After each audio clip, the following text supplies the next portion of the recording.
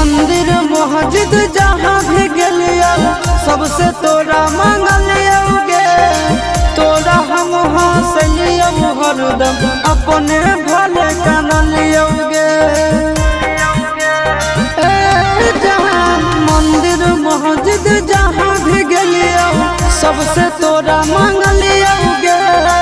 तोरा हम हंसलियो हरदम अपने भले कानलियोगे। तोर किस्मत खुलता, तोर किस्मत खुलता, जरता हमर भगिया गे। बसवे के डोलिया जानू बांस के अरथिया गे। बसवे के डोलिया